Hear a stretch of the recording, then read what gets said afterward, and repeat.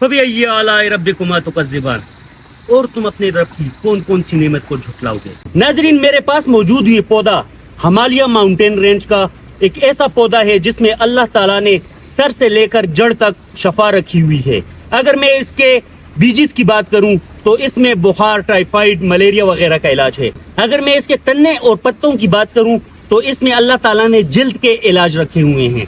और मैं जड़ों की बात करूं तो उसकी जड़ों में अल्लाह ताला ने पेट का इलाज रखा हुआ है। और ये सब देखकर दिल क्यों न कहे फबिअय्यि आलाइ रब्बिकुमा तुकज़्ज़िबान।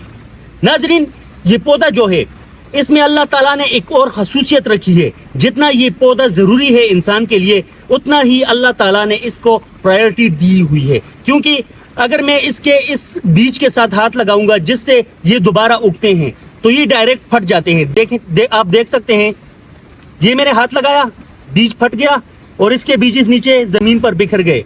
उनसे मजीद पौधे पैदा होंगे और साइंस ने इस पर बड़ी तहकीक की हुई है। साइंस की ज़ुबान में इसे एम्पीशियस बाल्फोरी हुक.F कहा जाता है और इस पर बड़ी तहकीक भी है।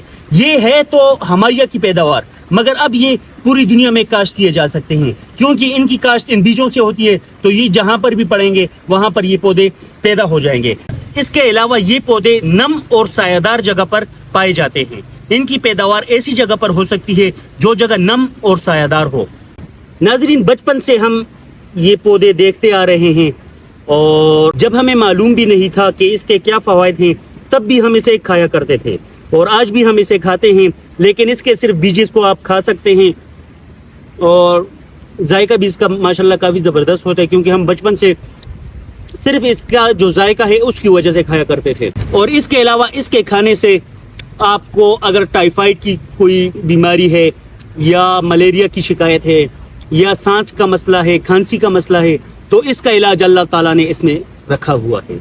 नाजरीन, इस पौधे को तिबी इस्तेमाल में लाने से पहले किसी तबीब या डॉक्टर से रुजू कर लें। अगर आपको वीडियो पसंद आए तो please do like and subscribe. I am Pakistan with Faisal Mumtaz. बहुत सारी दुआओं के साथ मुझे दीजिए इजाज़त। फ़ी अमान अल्लाह। अल्लाह हाफ़िज़।